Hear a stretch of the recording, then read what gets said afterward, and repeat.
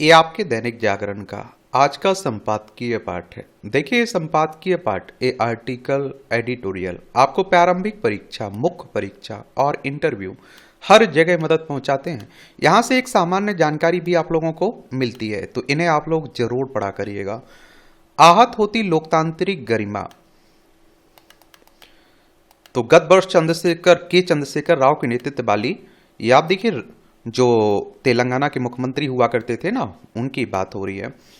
भारत राष्ट्र समिति यानी कि बीआरएस के 10 विधायकों और 8 विधान परिषद सदस्य दल बदलकर कांग्रेस में शामिल हो गए और बीआरएस ने तेलंगाना विधानसभा स्पीकर से अनुरोध किया कि इन विधायकों की सदस्यता समाप्त की जाए। इस पर स्पीकर की हिला हवाली के चलते मामला हाईकोर्ट होते हुए सुप्रीम कोर्ट पहुंचा और जिस पर मुख्यमंत्री रेवंत रेड्डी ने कहा कि इन सदस्यों के निर्वाचन क्षेत्रों में उपचुनाव नहीं होंगे। इस मामले में सुप्रीम कोर्ट को कहना पड़ा कि मुख्यमंत्री ने ऐसा कहकर दलबल विरोधी कानून का मजाक उड़ाया है।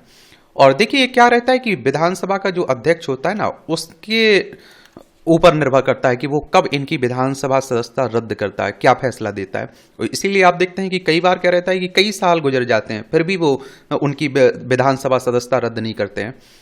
और आप देखेंगे कि अदालत ने कहा कि स्पीकर इस पर क्या फैसला करते हैं उस पर हमारा कुछ नहीं कहना है।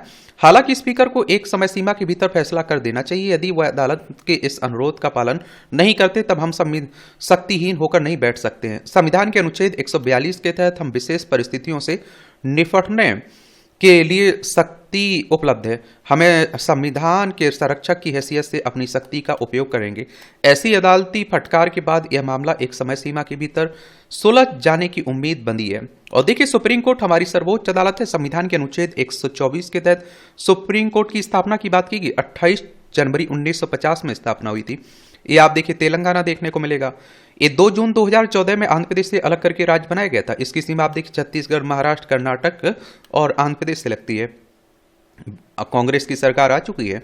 जिष्णु देव वर्मा यहाँ के राज्यपाल हैं और रेवंत रेड्डी यहाँ के मुख्यमंत्री हैं। विधानसभा में 119 सीटें, विधान परिषद है जिसमें 40 सीटें, राज्यसभा में 7 सीटें हैं, लोकसभा में 17 सीटें हैं। 1,12,077 वर्ग किलोमीटर में फैला हुआ आपका क्या तेलंगाना। और दल बदल कानून के बारे में आप लोगों ने सुना है कि नहीं सुना है? 10वीं अनुसूची के बारे में तो आप लोगों ने पढ़ा होगा ना। दल बदल कानून की बात कर रहा हूं, तो इसके बारे में भी एक सामान्य जानकारी रखा करिएगा। क्वेश्चंस आपके एग्जाम में पूछ लिए जाते हैं। क्या किए जाते हैं? पूछ लिए जाते हैं। ये भी आपको मालूम होना चाहिए। और एक दल को छोड़कर दूसरे दल में जाते हैं ना, उसी की बात हो रही है।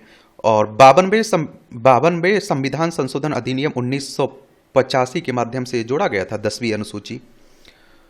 वर्ष 2021 में बंगाल में हुए दल बदल में स्पीकर को संदिग्ध भूमिका को लेकर विशेष अदालत को ऐसा ही आदेश देना पड़ा था। यह मामला भाजपा विधायक मुकुल राय से जुड़ा था। उनके दल बदल पर स्पीकर कार्रवाई नहीं कर रहे थे। उस मामले में सुप्रीम कोर्ट ने कहा था कि स्पीकर को ऐसे मामले में अधिकार इसलिए दिया गया ताकि वह स्वतंत्र रूप से निर्णय कर सके। पर उम्मीद के विपरीत यह आम प्रथा चल पड़ी और ऐसे मामलों को महीनों और वर्षों तक लटकाए रखा जा रहा है। दल बदल और नैतिकता का ह्रास ही नहीं, कानूनी और संसदीय आचरण के मामले में स्थिति इतनी बिगड़ती जा रही है कि आए दिन संविधान और विधायिका संस्था की गरिमा को ठेस पहुंच रही है। अब आप देखिए, सुप्रीम कोर्ट को ही कुछ कदम उठाने पड़ेंगे, अन्यथा संविधान के संरक्षक के रूप में अनेक दायित्वों का अपेक्षा के अनुरूप पालन नहीं हो पाएगा। मौजूदा स्थिति से चिंतित कई लोग यह चाहते हैं कि सुप्रीम कोर्ट के आदेश से एक उच्च अधिकार प्राप्त आयोग बने। वह संसदीय जनतंत्र की गरिमा को बहाल करने के लिए ये आप देखते हैं कि ठोस आप देखेंगे क्या सुझाव दे और संसदीय एवं लोकतांत्रिक गरिमा को चोट पहुंचाने वालों के लिए कड़ी सजा का प्रावधान करें। यह बहुत आवश्यक हो चला है क्योंकि पीठासीन अधिकारियों के तमाम प्रयासों के बावजूद इन दिनों विधायी संस्थाओं का प्रभावी संचालन नहीं हो पा रहा है। इस पर आम लोगों का दुखी होना स्वाभाविक है। और आपने देखा होगा जब टीएमसी ममता बनर्जी की पार्टी के सांसद विधायक बीजेपी में शामिल हो गए थे, उनकी भी आप देखते हैं कि पूरा कार्यकाल खत्म हो गया था लेकिन फैसला नहीं आया था लोकसभा अध्यक्ष की तरफ से। यह देखने में आता है कि संसद विधानसभा में कोई भी सदस्य उठकर जो चाहे बोलने लगता है। नियम यह है कि किसी के खिलाफ सदन के भीतर आरोप लगाने से पहले सदस्य उन आरोपों के आलोक में पीठासीन पदाधिकारी से उस पर बोलने की पूर्व अनुमति प्राप्त करे। अब शायद ही इस परंपरा का पालन होता है। सदन की कार्यवाही के सीधे प्रसारण के कारण आरोप की जानकारी सार्वजनिक हो जाती है। बाद में आरोप को कार्यवाही से निकाल दिया जाता है और इससे कोई लाभ नहीं होता है क्योंकि आरोप लगाने वाला अपने उद्देश्य में सफल हो जाता है। संसदीय विशेषाधिकार के चलते आरोप लगाने वाला कानूनी शिकंजे से भी बच निकलता है।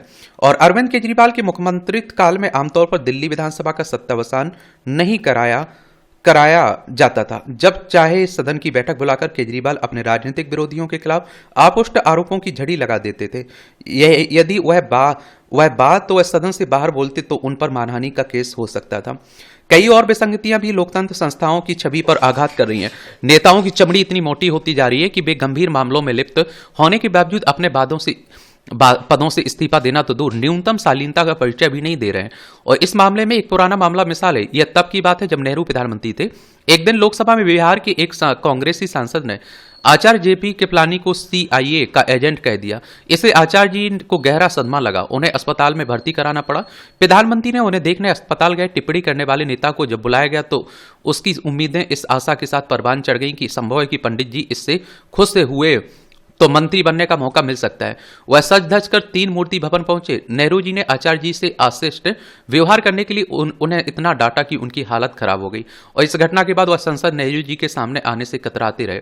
कल्पना कीजिए कि आज की तरह यदि तब भी संसद की कार्रवाई का सीधा प्रसारण हो रहा होता तो आचार्य जी की क्या स्थिति हुई होती।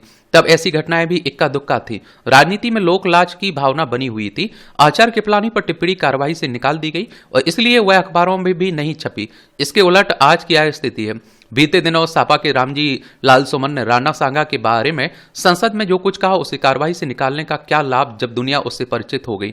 ऐसे मामलों की सूची अंतहीन है। बेलगाम होती वर्तमान स्थिति पर लगाम लगाने के लिए कुछ उपाय आवश्यक हो गए। एक उपाय तो संसदीय कार्यवाही के सीधे प्रसारण पर रोक लगाने का है या फिर उसे रिकॉर्ड कर संपादन के उपरांत प्रसारित किया जा सकता है। एक उपाय यह भी हो सकता है कि सदन में कही गई बातों पर विशेषाधिकार समाप्त किए जाएं। ऐसी बातों पर कानूनी कार्रवाई का विकल्प होना चाहिए। यदि विधायिका और कार्यपालिका लोकतंत्र की गरिमा को बचाने के लिए ठोस कदम नहीं उठाते तो फिर न्यायपालिका को आगे आना होगा। लेखक राजनीतिक विश्लेषक हैं, वरिष्ठ स्तंभकार हैं। इनका नाम है, या देखिए क्या नाम है इनका, सुरेंद्र किशोर। इनके द्वारा यह आर्टिकल लिखा गया। लेकिन आप लोगों को मालूम होगा कि विधूड़ी जो बीजेपी के सांसद थे उन्होंने बीएसपी के सांसद के लिए किस तरह के शब्दों का उपयोग किया था, वो सब जानते हैं। उनका भी उल्लेख कर देते तो और अच्छा रहता। कई बार आप देखते हैं कि जो संपादकीय पाठ लिखते हैं ना, उन पर भी सवाल खड़े होते रहते हैं कि वो भैया एक तरफ लिखते हैं, वो बीजेपी को बचाव करते हैं। तो मैं कहता हूं कि कम से कम न्यूट्रल होना चाहिए एक तरह से। आपने देखा होगा विधानसभा में और लोकसभा में, आप देखिए जो संसद की कार्रवाइयां चलती हैं, विधानमंडल की कार्रवाइयां चलती हैं, हमारे नेताओं की भाषा देखिए। गली का जो गुंडा रहता है ना, उससे बदतर भाषा रहती है उनकी। आप समझ रहे हैं, मारपीट तक आ जाता है मामला। राजनीति पर असर डालने वाला कानून। नया वक्फ कानून लागू होने के बाद कुछ राजनीतिक दल, गैर सरकारी संस्था, NGO और मुस्लिम संगठन इसे असंवैधानिक बताते हुए सुप्रीम कोर्ट की चौखट तक जा पहुंचे, जबकि कुछ इसकी तैयारी में अपने कानूनी हथियार की धार तेज करें। आखिर इस कानून को लेकर इतना राजनीतिक हंगामा क्यों बचा? इसकी एक वजह ऐसी है जिस पर कम ही लोगों का ध्यान गया। इस कानून से मुस्लिम वोट बैंक की राजनीति करने वालों का रसूख कम होता दिख रहा है और कुछ दलों को लगता है कि अगर मुस्लिम समुदाय बटा तो उनकी राजनीति पस्त पड़ सकती है। एक बात और आप लोगों को पहले भी बताई मैंने कि एक कानून आता है ना, तो उसके बारे में एक सामान्य जानकारी जरूर रखा करिए कि सत्ता पक्ष क्या कह रहा है, उस कानून में क्या है, जो लोग विरोध कर रहे हैं उनकी क्या चिंताएं हैं, उनका किस तरह से समाधान हो सकता है, ये सब जानकारी आपको होना चाहिए। और मैं कह रहा हूं कि आप लोग स्टेट PCS की तैयारी कर रहे हैं, सिविल सर्विस की तैयारी कर रहे हैं, आपको तो हर पक्ष को मालूम होना चाहिए, आपको एक तरफा नहीं होना चाहिए। अब आरक्षण पर अगर सवाल खड़े होते हैं तो उसके पॉजिटिव पॉइंट क्या है, नेगेटिव पॉइंट क्या है, वो सब आपको मालूम होना चाहिए। हर किसी मुद्दे के बारे में मालूम होना चाहिए। अपने देश में आजादी के बाद से ही पंथ निरपेक्षता के नाम पर तुष्टीकरण की राजनीति जारी है। मुस्लिम समुदाय को लेकर धारणा यह बनी है कि वह थोक वोट बैंक है। पहले आम चुनाव में विभाजन का दर्द और स्वाधीनता संघर्ष का गर्वबोध ताजा था और आप देखिए जिसका प्रतिनिधि कांग्रेस थे, लिहाजा ज्यादातर मतदाताओं ने उसे पसंद किया। लेकिन बाद के दिनों में परिपक्व होता वोटर अपनी दृष्टि से राजनीतिक दलों को फरकने लगा। नए वक्फ कानून के खिलाफ बेशक मुस्लिम समुदाय का एक हिस्सा नाराज दिख रहा है, पर एक तबका समर्थन में भी उठ खड़ा हुआ है। इनमें अजमेर दरगाह के चिश्ती सैयद नसरुद्दीन के साथ ही ऑल इंडिया सूफी सज्जान नसी काउंसिल, मुस्लिम राष्ट्रीय मंच, भारत फर्स्ट जैसी संस्थाएं, ऑल इंडिया इमाम ऑर्गेनाइजेशन के प्रमुख उमर अहमद इलियासी भी नए वक्फ कानून के समर्थन में। समर्थकों की सूची में जमीयत हिमायत उल इस्लाम, पसमानदा मुस्लिम महाज और पसमानदा मुस्लिम समाज भी है। समर्थकों में सबसे ज्यादा मुस्लिम पसमानदा समाज के लोग हैं, जिन्हें आज की राजनीतिक भाषा में वंचित और शोषित कहा जाता है। वही पसमानदा है। पसमानदा मतलब पीछे छूट गए लोग। और आप देखिए मुस्लिम समाज में इनकी हिस्सेदारी 85% तक मानी जाती है। 1931 की जनगणना में मुस्लिम समुदाय की 300 से ज्यादा जातियों का जिक्र था। आखिर क्या वजह है कि पसमानदा समाज को यह कानून पसंद आ रहा है? और आप देखिए इसे समझने के लिए मुस्लिम बुद्धिजीवी जफर सरेसबाला के बयान को देखना होगा। उन्होंने कहा कि बप्प के पास इतनी संपत्ति है कि यदि इसका इस्तेमाल सही से किया गया होता तो सिर्फ मुसलमान ही नहीं, देश का हिंदू भी गरीब नहीं रहता। कुछ ऐसी ही राय बिहार के राज्यपाल मुस्लिम समाज के चिंतक आरिफ मोहम्मद खान की भी है। उन्होंने पटना के महावीर मंदिर ट्रस्ट का हवाला देते हुए कहा कि इसके अस्पताल और कई सेवा कार्य हैं, पर वक्फ बोर्ड के पास ऐसा कोई काम नहीं है। वक्फ बोर्ड इस आरोपों से घिरे हैं कि उन्होंने अपने समुदाय के कमजोर तबके के कल्याण के लिए कभी कोई योजना नहीं चलाई। पसमानदा मुस्लिम समाज के राष्ट्रीय संयोजक फिरोज मंसूरी तो वक्फ बोर्डों का रसूखदारों की कठपुतली बताते हैं। उनका कहना है कि 8.5 लाख एकड़ से ज्यादा की वक्फ की जमीन पर सिर्फ 200 लोगों का कब्जा है। पसमानदा समुदाय की प्रतिक्रियाओं को साफ है कि मुस्लिम वोट बैंक में दरार पड़नी तय है। इसलिए और भी क्योंकि नए वक्फ कानून ने पिछड़े और वंचित मुस्लिम समाज को सत्ता की कुंजी का पता बता दिया। और अब तक मुस्लिम राजनीति में आसराफिया मुसलमानों का कब्जा रहा है। अरब अफगानिस्तान मध्य एशिया से आए जो मुसलमान भारतीय मूल के मुस्लिम लोगों से खुद को बेहतर मानते हैं, उन्हें ही ये असराफिया कहा जाता है। आजादी के बाद भी मुसलमानों का नेतृत्व इसी वर्ग के हाथ में रहा। इसी कारण पसमानदा मुस्लिम राजनीति में हंसी पर हैं। पहली बार आप देखते हैं कि उन्हें एक करने के लिए पिछली सदी के आरंभ में ऑल इंडिया पचवारा मुस्लिम महाज का गठन हुआ और पिछली सदी के आखिरी दशक में बिहार में के पत्रकार अली अनवर ने इस समुदाय की बात उठाई। पसमानदा समुदाय पर प्रधानमंत्री मोदी की भी नजर है। पहली बार 5 जून 2022 को उन्होंने हैदराबाद में भाजपा की राष्ट्रीय कार्य समिति में इस समाज के बीच काम करने की बात कही थी। 27 जून 2023 को उन्होंने भोपाल में भी पसमानदा समाज का जिक्र किया, लेकिन भाजपा को विशेष सफलता नहीं मिली। मुस्लिम समुदाय थोक वोट बैंक के रूप में बना रहा। नए वक्फ कानून के बाद यही थोक वोट बैंक राजनीतिक दलों को दरकता दिख रहा है। अगर ऐसा हुआ तो जिसके आसार हैं तो पसमानदा वर्ग मुस्लिम समाज के थोक वोट बैंक से छिटक सकता है। इसी कारण इस समुदाय के वोटों पर राजनीति करने वालों दलों में घबराहट। कांग्रेस अध्यक्ष मल्लिकार्जुन खड़गे का कहना है कि वक्फ संशोधन कानून से ने मुस्लिम समुदाय को बांट दिया। कुछ ऐसे ही विचार मुस्लिम तुष्टीकरण की राजनीति करने वाले अन्य दलों के भी हैं। और एक सवाल यह भी है कि यदि हिंदू समुदाय जातियों में बंट सकता है तो उस जाति स्तर पर खंडित करके दल अपनी राजनीतिक रोटी सेंक सकते हैं, सत्ता की दहलीज लांघ सकते हैं, तो मुस्लिम वोट बैंक में दरार से क्यों परेशानी होनी चाहिए? परेशानी यह है कि अगर पिछड़ा मुस्लिम समुदाय थोक वोट बैंक से अलग हुआ तो मुस्लिम आधार पर राजनीति करने वाले दलों को सियासी वजूद खतरे में पड़ जाएगा। लेखक राजनीतिक विश्लेषक वरिष्ठ स्तंभकार हैं और उमेश चतुर्वेदी इनका नाम है। एक काम आप लोग और किया करिएगा, जो आपका एडिटोरियल आता है ना दैनिक किसका, जनसत्ता का, उसे भी आप लोग जरूर पढ़ा करिएगा। और क्या है ना कि कई बार आप देखते हैं कि एक तरफा आर्टिकल लिखे जाते हैं, तो आप लोगों को क्या रहे, बैलेंस बनाता रहे। और जितना टाइम मिला करे, मैं कहता हूं कि और भी न्यूज़पेपरों को आप लोग देखते रहा करिएगा। और मैं कहता हूं कि जो सत्ता पक्ष कह रहा है बातें उन्हें भी सुना करिए, जो विरोधी कहते हैं उन्हें भी सुना करिएगा। और एक कम से कम आपको मालूम होना चाहिए सही कौन कितना सही बोल रहा है, क्या बोल रहा है। ठीक है, ये भगवान महावीर की शिक्षा। हमारे मन में कामनाओं की कल्पनाएं मधुमक्खियों की तरह भिन्नाती रहती हैं। मन थोड़ी खुदाई पर पानी न मिलने की स्थिति में हर 10 कदम पर कुआं खोदना चाहता है। इस संदर्भ में भगवान महावीर का एक लोकोपकारी संदेश है। 10 गड्ढों की बिखरी मेहनत को एक ही स्थान पर प्रयोग किया जाता तो 100 पाने के चक्कर में 99 को भी नहीं खोते। आज समय अधिक संग्रह की लालसा और संग्रह की सुरक्षा वर्तमान की सभी समस्या का मूल है। हिंसा उसी का परिणाम है। असत्य चोरी उसकी परिक्रमा कर रहे हैं। कलह और युद्ध हिंसा के शिखर है। और आप देखिए आज एकाधिकार स्वामित्व के लिए ही लड़ाई है या विश्व में शांति स्थापित करनी है तो महावीर की तरह हम भी मन को मांझने के चक्कर में ना पड़कर मन से तन से शून्य बने, ताकि जीवन की यथार्थता नजर आ जाए। काम, क्रोध, लोभ, मोह और अहंकार जैसे विकारों पर लगाम कसे। आवश्यकताओं की पूर्ति से अधिक अर्जन और संग्रह दोनों ही अनर्थ को आमंत्रण देकर हम पूरी उम्र कमाते हैं, फिर भी पूरा नहीं पड़ता है। इसलिए महावीर ने स्वयं अल्पेच्छा, अल्पारंभ, अल्प परिग्रह को आचरण द्वारा स्थापित किया। अनुकरणीय हुए, पूजनीय हुए। त्याग से तो जो प्राप्त होगा वह स्थिर रहेगा। यदि चाहे सब कुछ पाने की है तो सब कुछ त्यागना भी पड़ेगा। महावीर जानते थे कि हिंसा और हथियारों का प्रयोग तो वे करते हैं जिन्हें भौतिक युद्ध लड़कर किसी को पराजित करना हो। महावीर का वैचारिक युद्ध तो हिंसक विकृतियों, गरीबी, वर्ण भेद, छुआछूत, अज्ञात के अंधेरे और भोग के नशे जैसे अवगुणों में डूबे समाज के कल्याण हेतु था।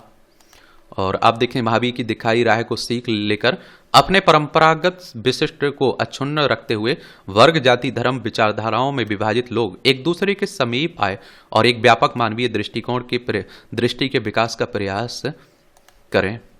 देख रहे हैं, इंटरेस्टिंग कॉलम रहता है, आप लोग भी पढ़ते रहा करिएगा। चुनौतियों का सामना। अमेरिका की ओर से चीन पर 104% टैरिफ लगाने के फैसले के बाद जिस तरह चीन ने भी उस पर टैरिफ दर 34% से बढ़ाकर 84 कर दी, उससे यदि कुछ स्पष्ट हो रहा है। फिर चाइना ने बढ़ाया, जैसे आप देखें अमेरिका ने भी बढ़ा दिया है उसे। और एक बार आप देख लीजिए, ये आप देखेंगे चाइना है, लद्दाख, हिमाचल प्रदेश, उत्तराखंड, सिक्किम, अरुणाचल प्रदेश। अब तो सुनने में आ रहा है कि 125 के करीब पहुंच रहा है % अमेरिका ने जो टैरिफ चाइना पर लगाया है। और आप देखिए 84% हो गया है। और इससे भी यदि कुछ स्पष्ट हो रहा है तो यही कि यह लड़ाई और तेज होगी और पूरी दुनिया पर उसका बुरा असर कहीं अधिक गहरा होगा। और इसकी आशंका इसलिए और बढ़ गई क्योंकि अमेरिकी राष्ट्रपति डोनाल्ड ट्रंप फार्मा सेक्टर पर भी टैरिफ लगाने की बात कर रहे हैं। इसका मतलब है कि उनकी मनमानी जारी रहेगी, भले ही इससे शेष विश्व के साथ अमेरिका को भी नुकसान क्यों ना हो।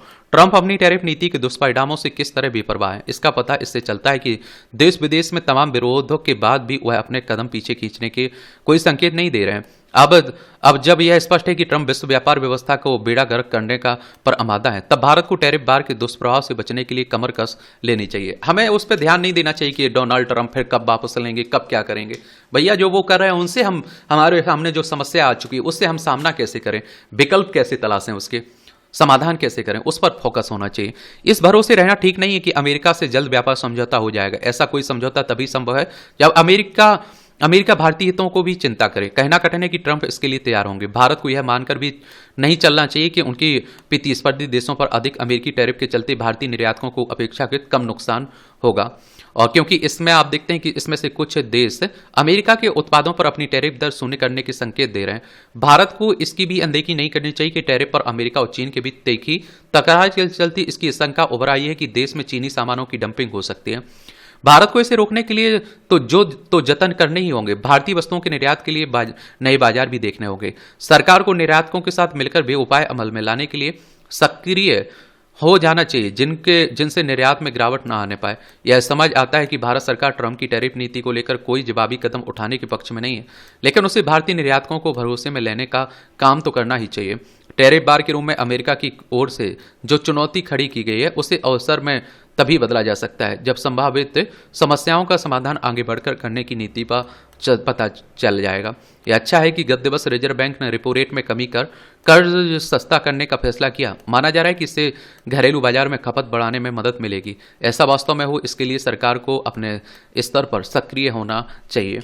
और देखिए, अगर हम आरबीआई की बात करें तो रिजर्व बैंक ऑफ इंडिया की बात हो रही, बैंकों का बैंक भी कहते हैं। 1 अप्रैल 1935 में स्थापना हुई थी। मुंबई महाराष्ट्र में इसका हेडक्वार्टर देखने को मिलेगा।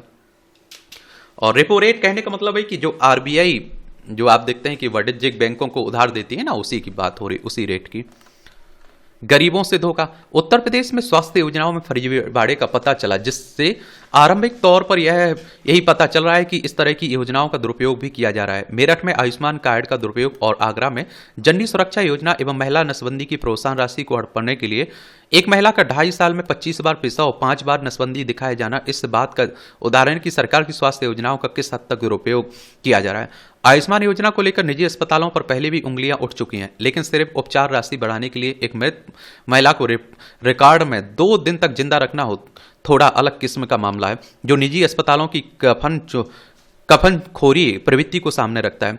सरकारी स्वास्थ्य योजनाएं समाज के कमजोर वर्गों के लिए जिंदगी की उम्मीद होती हैं। इनका दुरुपयोग मानवता के प्रति बड़ा अपराध है। ऐसा होने पर गरीबों का सरकार और सार्वजनिक संस्थाओं से भरोसा टूटता है। इसी तरह किसी भी योजनाओं में प्रोत्साहन राशि का प्रावधान इसलिए किया जाता है ताकि अधिक से अधिक लोग इसका लाभ उठाएं। लेकिन आगरा में एक ही महिला का कई बार पैसा नसबंदी कराना इस योजना में बड़े पैमाने पर भ्रष्टाचार संकेत हैं। वैसे यदि इस प्रकार का एक मामला सामने आए तो इसकी आशंका भी हो सकती है कि ऐसे मामलों की संख्या कहीं अधिक मिले। इसके लिए उत्तर प्रदेश सरकार को चाहिए कि पूरे देश में चल रहे सभी योजनाओं की गहराई से जांच कराएं ताकि गरीब अपने अधिकारों से वंचित न हो। उत्तर प्रदेश की बात करें तो लखनऊ इसकी राजधानी, अंतर्राष्ट्रीय सीमा नेपाल से लगती राज्यों में बिहार, झारखंड, छत्तीसगढ़, मध्य प्रदेश, राजस्थान, हरियाणा, हिमाचल प्रदेश, उत्तराखंड और दिल्ली से लगती है। विधानसभा में 403 सीटें, विधान परिषद में 100 सीटें, राज्यसभा में 31 सीटें, लोकसभा में 80 सीटें। योगी आदित्यनाथ यहाँ के चीफ मिनिस्टर देखने को मिलेंगी। आनंदीबेन पटेल यहाँ की राज्यपाल हैं। आयुष्मान योजना में बहुत बड़ा घपला रहता है भैया। इसी पे सबसे ज्यादा भ्रष्टाचार हो रहा है। कई जगह से इस तरह की खबरें आती रहती हैं कि जो एक झूठा ही आप देखिए क्लेम करवा लिया जाता है और कहते हैं कि कुछ उसका जो मरीज जिसके नाम पर क्लेम होता है उसके पैसे होते हैं, कुछ हॉस्पिटल के डॉक्टरों के पैसे होते हैं। ऐसी भी खबरें आती रहती हैं। चलिए, आयुष्मान योजना के बारे में आप लोग बताइए, कब आई थी ये, कब लॉन्च हुई थी? रोजगार से जुड़ी शिक्षा व्यवस्था, क्या अब चपरासी तय करेंगे भविष्य की दिशा? क्या बेरोजगारी का नया नामकरण ही सरकार की अंतिम नीति बनकर रह गई, या फिर देश में शिक्षा व्यवस्था का उद्देश्य केवल प्रमाण पत्र बांटना भर रह गया? सवालों की सूची लंबी है पर सवाल की कहीं कोई आहट नहीं है। और जब आप देखते हैं जब आपकी कोई कहीं आहट नहीं है, जब विश्वविद्यालय में उत्तर पुस्तिकाएं चपरासी जांचने लगे, अभी एक खबर आई ना कि चपरासी जांच रहा था, उसे पैसे दिए गए थे कॉपी जांचने के लिए, और जो टीचर को जांचना चाहिए था वो गायब था। तो आप समझ सकते हैं कि क्या स्थिति है। और तब यह मान लेना चाहिए कि शिक्षा के मंदिरों में अज्ञानता का उत्सव मनाया जा रहा है। क्या यह किसी एक विश्वविद्यालय के दुर्भाग्य या पूरे तंत्र की विफलता का प्रतिबिंब है? सरकारें आती हैं, नारे देती हैं, हर हाथ को काम, युवा शक्ति, राष्ट्र शक्ति, न्यू इंडिया, परंतु जब वही युवा डिग्री लेकर बेरोजगारी की कतार में खड़ा नजर आता है, तब यह कथित नारे खोखले ढोल जैसे गूंजते हैं। Centre for monitoring Indian economy के ताजा आंकड़े गवाही दे रहे हैं कि मार्च 2025 तक भारत में बेरोजगारी दर 8.1% पहुंच चुकी है। शहरी युवाओं में यह दर 12% है। और आपने देखा होगा कि डिग्री हमारे देश में मिलना आसान हो चुका है, और इसीलिए आप देखते हैं कि वो जो ग्रेड 4 की नौकरी होती है ना, उसके लिए पीएचडी करने वाले भी फॉर्म डाल रहे होते हैं। समझ रहे हैं आप लोग? और आप देखिए, मध्य प्रदेश ने तो एक और नया काम किया है, आकांक्षी युवा नाम रख दिया बेरोजगार युवा का। ये मध्य प्रदेश, भोपाल इसकी राजधानी है। 1 नवंबर 1956 में से राज्य बनाया गया था। इसकी सीमा उत्तर प्रदेश, राजस्थान, गुजरात, महाराष्ट्र, छत्तीसगढ़ से लगती है। विधानसभा में 230 सीटें हैं, राज्यसभा में 11 सीटें हैं, लोकसभा में 29 सीटें हैं। मोहन यादव यहाँ के चीफ मिनिस्टर हैं। वहीं आजादी के 75 वर्षों बाद भी भारत के विश्वविद्यालय विश्व रैंकिंग में निचले पायदान पर अटके हुए हैं। पढ़ाने वालों की योग्यता, शोध की गुणवत्ता और पाठ्यक्रम की प्रासंगिकता पर भी सवाल उठ रहे हैं। यूजीसी की रिपोर्ट बताती है कि भारत में प्रति 1 लाख जनसंख्या पर केवल 28 पीएचडी धारक हैं, जबकि वैश्विक औसत लगभग 300 है। ऐसे में जब शिक्षा का उद्देश्य केवल डिग्री वितरण बन जाए और गुणवत्ता से समझौता हो, तब यही होगा। कक्षाओं में शिक्षक नहीं मिलते हैं, मूल्यांकन चपरासी करेंगे। जैसा हाल ही में मध्य प्रदेश के नर्मदापुरम जिले में हाल ही में एक चपरासी द्वारा कॉपी जांचने का समाचार सामने आया। आज कौशल विकास के नाम पर युवाओं को प्रमाण पत्र तो बांटे जा रहे हैं, और परंतु उद्योग जगत में उनकी मांग नगण्य है। नेशनल स्किल डेवलपमेंट कॉर्पोरेशन की रिपोर्ट के अनुसार प्रशिक्षित युवाओं में केवल 35% को ही पुख्ता रोजगार मिल पाता है। ऐसे में सवाल उठता है, क्या नीति निर्माण की दिशा में इच्छा शक्ति का अभाव है? और जब शिक्षित युवाओं के हाथों में किताबों की जगह बेरोजगारी का तमगा थमा दिया जाए, तब वह समाज अपने ही सपनों का गला घोंट रहा होता है। सरकार स्टार्टअप इंडिया, स्टैंडअप इंडिया का शोर मचा रही है, पर स्टार्टअप्स भी तब तक कैसे फूलेंगे तब जब तक नीतिगत अवरोध और पूंजी की कमी उन्हें जकड़े रहेगी। कृषि से जुड़े युवा पलायन कर रहे हैं, औद्योगिक क्षेत्रों में ऑटोमेशन के चलते रोजगार घट रहे हैं, और सरकारी भर्तियां साल दर साल सिकुड़ रही हैं। वर्ष 2014 से अब तक केंद्र सरकार में रिक्त पड़े पदों की संख्या 8 लाख से भी अधिक है। सरकार इन पदों पर नियुक्त करने के लिए बारे में यदि विचार करे तो बड़ी संख्या में युवाओं को रोजगार मिल सकता है। और आप देखिए, मैं कहता हूं ना कि हर किसी को मालूम है कि कहां किस तरह की समस्याएं हैं। अगर आप पेपर लीक हो रहे हैं, पेपर टाइम से नहीं हो रहे हैं, वैकेंसी नहीं आ रही, तो उसकी भी समस्या है। स्कूलों में पढ़ाई नहीं हो रही, सरकारी स्कूलों की खस्ता हाल है, तो उसकी समस्याओं का पता सबको है। लेकिन एक आती है कि कौन समस्या का समाधान करे, कौन उस तरफ ध्यान दे, ये समस्या बनी हुई है। और बाकी आप देखते हैं कि बेरोजगारी का असर आप देखते हैं कि युवाओं के नशा पर भी पड़ रहा है। जो हिमाचल प्रदेश, पंजाब से खबरें आ रही हैं कि बच्चे आप देखते हैं कि क्या नशे के आदी हो जा रहे हैं, उस ओर बढ़ रहे हैं, नशीले पदार्थों का सेवन कर रहे हैं। और कहते हैं ना कि जब बेरोजगारी हो तो यही कामों में, दुनियादारी में लगेगा ना दिमाग, और अब रोजगार होगा तो आप देखते हैं कि लोगों को टाइम ही नहीं मिलेगा दुनियादारी के दूसरे कामों के लिए। ये आप देखिए, टिप्पणियां रहती हैं, तो इन्हें भी आप लोग पढ़ लिया करिएगा। मैंने आप लोगों से कहा ना कि आपको बड़ा न्यूट्रल होना है। अब आप देखिए, ये सब आपको शिक्षा व्यवस्था की कमियां आपको बता दी। अब सरकार की तरफ से जो आप देखिए आंकड़े दिए जाते हैं, सरकार की तरफ से जो पहलें की जा रही हैं, उनका उल्लेख कर दिया करिएगा कि ऐसा नहीं है, सरकार बहुत कुछ कर भी रही है, लेकिन करने की जरूरत भी है। फिर सुझाव आप लोग दे दिया करिएगा। यही तो आंसर राइटिंग में आपको करना है। समझ रहे हैं आप लोग? ये वैश्विक आर्थिकी के लिए संकट की यह टैरिफ युद्ध जो अमेरिका के डोनाल्ड ट्रंप साहब कर रहे हैं ना, उसी को लेकर ये बातें हो रही हैं। तो अमेरिकी राष्ट्रपति डोनाल्ड ट्रंप ने अपनी टैरिफ नीति को आगे बढ़ाते हुए अब पारस्परिक शुल्क रेसिप्रोकल टैरिफ की घोषणा की है, और इसके बाद वैश्विक अर्थव्यवस्था में एक बार फिर व्यापार संरक्षण बाद वैश्विक आपूर्ति श्रृंखला में विघटन श्रृंखला में विघटन, संभावित आर्थिक मंदी की आशंकाएं पैदा होने लगी। यह आर्थिक प्रयोग वह अमेरिका कर रहा है जिसने अपना वैश्विक प्रभुत्व को खुले बाजार की अवधारणा के माध्यम से स्थापित किया। उदाहरण के लिए अपना शुल्क एवं व्यापार समझौता, अंतर्राष्ट्रीय मुद्रा कोष, संयुक्त राष्ट्र व्यापार विकास सम्मेलन तथा विश्व व्यापार संगठन जैसी संस्थाएं अमेरिका के प्रभाव में इसलिए विकसित हुई ताकि विश्व में मुक्त व्यापार को बढ़ावा दिया जा सके, वैश्विक अर्थव्यवस्था का उदारीकरण हो, अमेरिका अपना आर्थिक नीति स्थापित कर सके। देखिए, विश्व व्यापार संगठन की बात करें, वर्ल्ड ट्रेड ऑर्गेनाइजेशन की बात हो रही है, तो 1 जनवरी 1995 में स्थापना हुई थी। जेनेवा स्विट्जरलैंड में हेडक्वार्टर देखने को मिल जाएगा आपको इसका। और यूएन की बात करें तो यूनाइटेड नेशंस की बात हो रही, 24 अक्टूबर 1945 में इसकी स्थापना हुई थी। न्यूयॉर्क यूएसए में इसका हेडक्वार्टर देखने को मिलेगा। इंटरनेशनल मॉनेटरी फंड की बात करें तो जुलाई 1944 में स्थापना हुई थी। वॉशिंगटन डीसी यूएसए में इसका हेडक्वार्टर आपको देखने को मिलेगा।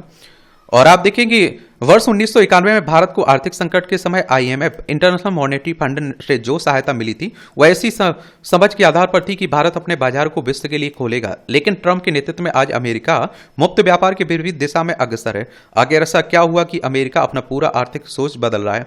इसका उत्तर है कि विश्व में अमेरिका से इतर उभरते नए मैन्युफैक्चरिंग सेंटर, वैश्विक विनिर्माण केंद्र, यह सब थे कि आज चीन को विश्व की फैक्ट्री कहा जाता है। वैश्विक विनिर्माण में चीन की हिस्सेदारी लगभग 30% है। इसके अलावा भारत की फार्मा, मोबाइल मैन्युफैक्चरिंग और आईटी जैसे क्षेत्रों में तेजी से उभर रहा है। ट्रंप को लगता है कि वे आयात पर भारी शुल्क लगाकर कंपनियों को एक बार पुनः अमेरिका की ओर आकर्षित कर सकते हैं, पुनः वैश्विक विनिर्माण केंद्र बन सकते हैं। टैरिफ से प्राप्त राजस्व से अमेरिकी नागरिकों को करों में राहत और देश में रोजगार के अवसर बढ़ा सकते हैं। हालांकि इन पक्षों का विश्लेषण करें तो तस्वीर विपरीत नजर आती है। और वस्तुतः अमेरिका में विनिर्माण लागत अपेक्षाकृत अधिक है, जबकि चीन और भारत जैसे एशियाई देशों में सस्ता श्रम, कुशल कार्यबल और प्रभावी आपूर्ति श्रृंखला की उपलब्धता है। ऐसे में कोई भी कंपनी अमेरिका क्यों जाना चाहेगी जब उन्हें एशिया में कम लागत पर आप देखते हैं बेहतर संसाधन मिल रहे हैं। दूसरी महत्वपूर्ण बात यह है कि अमेरिका की कांग्रेसनल रिसर्च सर्विस के अनुसार पिछले 70 वर्षों में अमेरिका की कुल आय में टैरिफ का योगदान कभी भी 2% से अधिक नहीं रहा है। फिर राष्ट्रपति ट्रंप आके टैरिफ से किस आय और राहत की बात कर रहे हैं। इसलिए आज चिंता भारत को नहीं बल्कि अमेरिका को करनी चाहिए। यदि यह टैरिफ युद्ध जारी रहा तो अमेरिका में महंगाई तेजी से बढ़ेगी, यह एक लंबी आर्थिक सुस्ती का कारण बनेगी। और ऐसा इसलिए क्योंकि अमेरिका आज चीन, भारत और अन्य एशियाई देशों से आयात पर काफी हद तक निर्भर है। अब जब ऊंचे टैरिफ से स्थानीय उत्पादन की लागत बढ़ेगी और आम वस्तुएं महंगी होंगी तो लाभ की जगह महंगाई बढ़ेगी और इसका सीधा असर अमेरिकी नागरिकों पर पड़ेगा। ऐसे में राष्ट्रपति ट्रंप कर में जो राहत देना चाहते हैं वही महंगाई के रूप में नागरिकों से वसूली जाएगी। देखिए, अगर हम लोग बात करें किसकी, आयात की, तो आयात का मतलब होता है कुछ खरीद रहे हैं, निर्यात का मतलब होता है आप कुछ बेच रहे हैं। भारत अमेरिका से व्यापारिक संबंध, तो अब इस संपूर्ण परिदृश्य में ज्वलंत प्रश्न है कि रेसिप्रोकल टैरिफ 26% भारत पर जो लगाए ना, भारत पर क्या प्रभाव पड़ेगा इसका? इस प्रश्न का उत्तर इस बात पर निर्भर है कि भारत और अमेरिका के बीच विदेशी व्यापार का आकार क्या है, परस्पर निर्भरता की स्थिति कैसी है, हम लोग कितना व्यापार करते हैं। यदि व्यापार की बात करें तो अमेरिका उन देशों में शामिल है जिनके साथ भारत का व्यापार अधिशेष सरप्लस में है, यानी कि हम लोग बेचते ज्यादा है, खरीदते कम है अमेरिका से। वर्ष 2024 में भारत अमेरिका के बीच कुल व्यापार का अनुमानित रूप से 129.2 अरब डॉलर का रहा। अमेरिका ने भारत को 41.8 अरब डॉलर मूल्य के, ये आप देख रहे हैं क्या, की तुलना में वस्तुएं निर्यात की हैं, जो वर्ष 2023 की तुलना में 3.4%, 1.4 अरब डॉलर अधिक है। वहीं अमेरिका ने भारत से 87.4 अरब डॉलर की वस्तुएं आयात की हैं, जो वर्ष 2023 की तुलना में 4.5%, 3.7 अरब डॉलर की वृद्धि दर्शाता है। परिणाम स्वरूप अमेरिका को भारत के साथ 45.7 अरब डॉलर का व्यापार घाटा हुआ, और जो आप देखते हैं वर्ष 2023 की तुलना में 5.4% यानी 2.4 अरब डॉलर अधिक है। इसलिए यह स्पष्ट है कि रेसिप्रोकल टैरिफ का असर भारत पर अवश्य पड़ेगा, क्योंकि अमेरिका में जो आर्थिक सुस्ती है इस टैरिफ बार से आएगी, उसका असर भारत पर भी देखेगा। लेकिन यह प्रभाव इस तथ्य से तय होगा कि अन्य देशों पर अमेरिका ने कितना टैरिफ लगाया। यदि अन्य देशों के मुकाबले भारत पर कम या तुलनात्मक रूप से संतुलित शुल्क है तो यह एक तुलनात्मक लाभ हो सकता है। इसलिए भारत को हानि होगी या लाभ, यह पूरी तरह इस नीति की व्यापकता और अनुपालन पर निर्भर है। क्योंकि आप देखिए दूसरे देशों पर वो ज़्यादा टैरिफ लगा देगा, भारत पर कम लगाएगा, तो भारत के जो सामान रहेंगे बाकियों के मुकाबले तो सस्ते रहेंगे ना। भारत को कैसे हो सकता है लाभ, ये भी जान लीजिए। ट्रंप प्रशासन ने वियतनाम पर 46%, बांग्लादेश पर 37% और चीन पर 54%, 34% रेसिप्रोकल टैरिफ और 20% पहले से लागू टैरिफ लगाया। हालांकि आप देखें मंगलवार को अमेरिका ने चीन के प्रति और सख्ती बनाते हुए इसे 104% तक बढ़ाने की बात कही है और अब सुनने में आ रहा है 125 तक। वैसे इसका असर क्या होगा और भारत को कैसे लाभ होगा, इसके लिए टेक्सटाइल सेक्टर का उदाहरण लेते हैं। अमेरिका मुख्यतः टेक्सटाइल उत्पादों का आयात चीन, वियतनाम, भारत, बांग्लादेश और से करता है। अब भारतीय वस्तुओं पर 26% टैरिफ लागू किया जाएगा, जो बांग्लादेश, चीन और वियतनाम की तुलना में काफी कम है। इस परिदृश्य में भारत के पास एक सुनहरा अवसर है कि वह टेक्सटाइल और परिधान के निर्यात में प्रतिस्पर्धात्मक बढ़त प्राप्त कर सकता है। वैसे भारत राष्ट्रीय तकनीकी वस्त्र मिशन के तहत $10 अरब मूल्य के वस्तुओं के निर्यात का लक्ष्य लेकर चल रहा है और इस आप देखते हैं कि क्या इस व्यापार युद्ध में भारत के लिए आसानी से हासिल हो सकता है।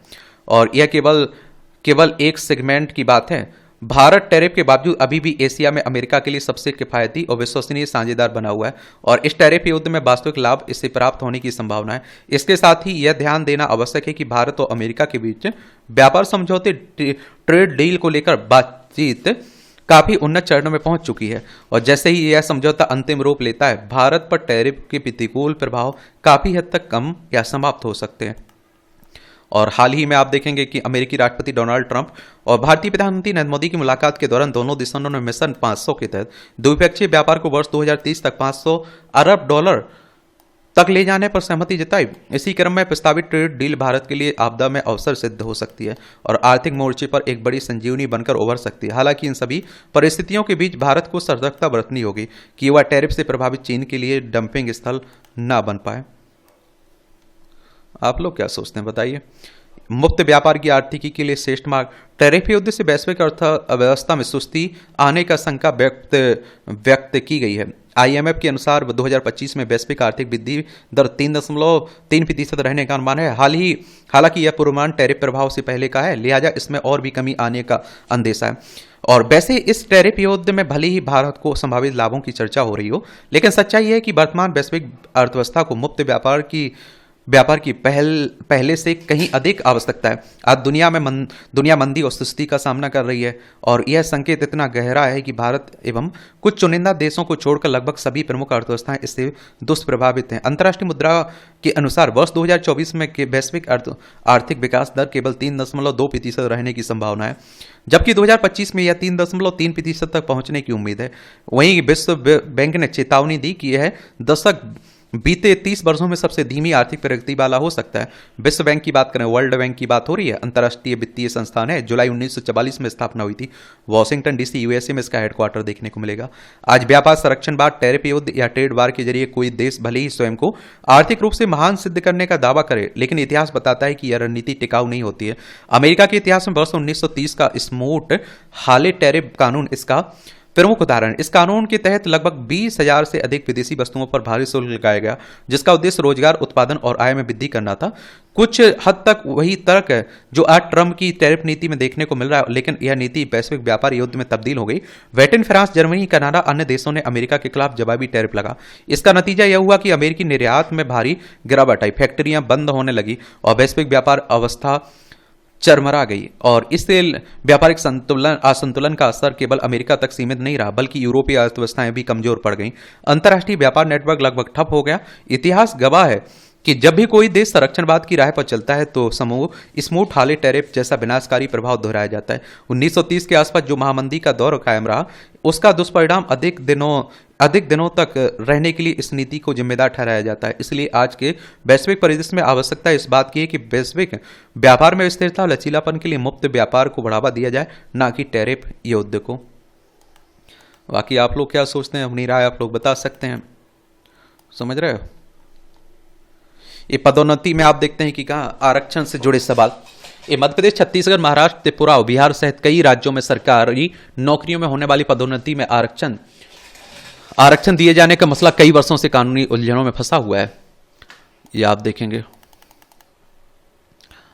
और इसमें आप देखेंगे कि फंसा हुआ है और अधिकांश राज्यों के हाई कोर्ट ने पदोन्नति में आरक्षण को गलत मानकर ऐसे नियमों को रद्द कर दिया।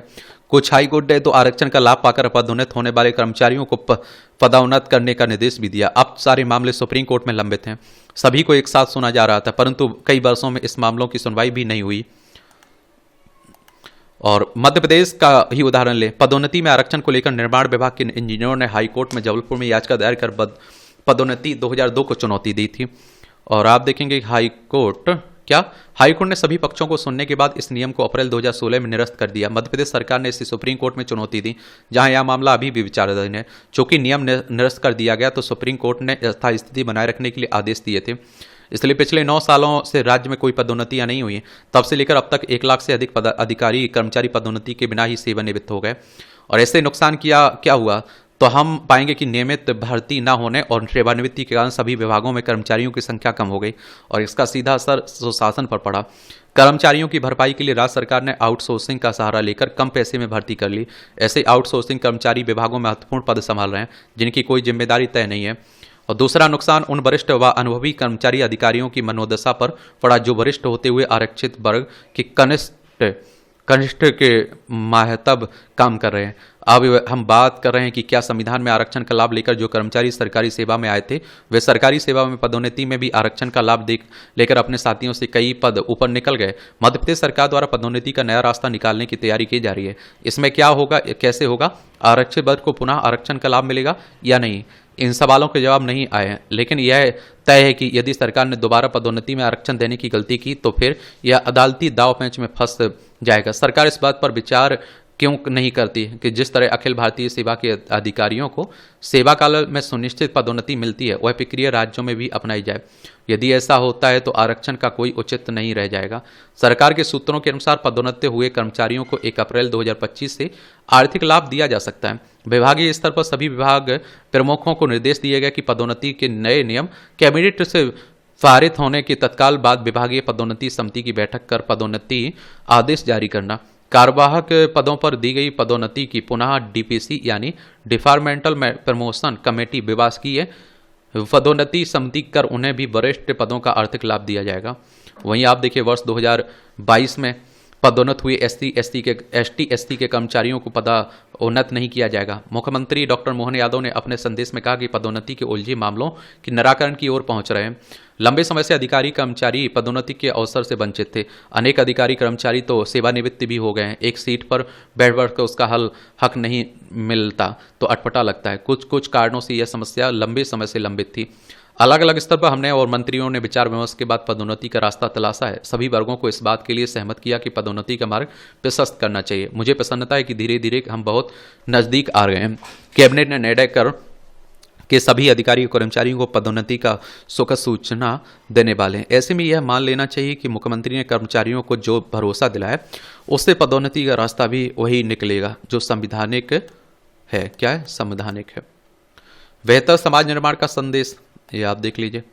आज से हजारों साल पहले तीर्थकर महावीर ने मानवता को संदेश दिया था।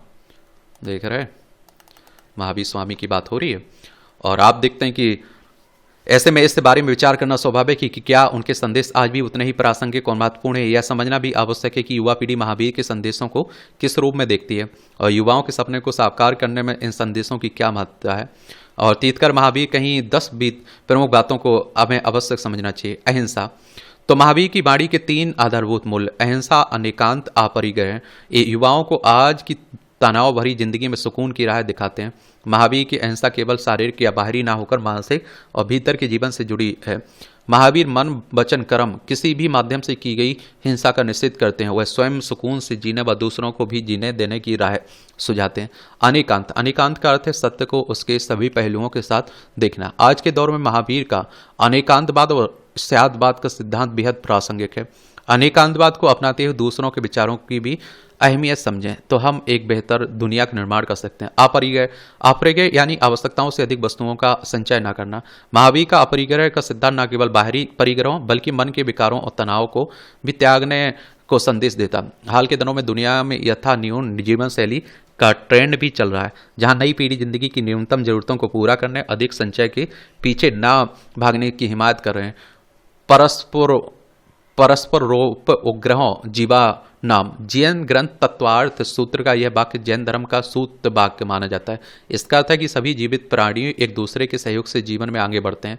इस तरह महावीर युवाओं को साथ मिलकर एक दूसरे से सीखते हुए जिंदगी की राह पर आगे कदम बढ़ाने का संदेश देते हैं। सबको क्षमा, सबसे क्षमा, यह जैन धर्म का एक अनूठा सिद्धांत है। महावीर सार्वभौमिक क्षमा की बात करते हैं। जैन समाज के लोग हर साल भादों में पर्युषण का पर्व मनाते हैं और जिसके अंतर्गत आत्मशुद्धि पर बल दिया जाता है।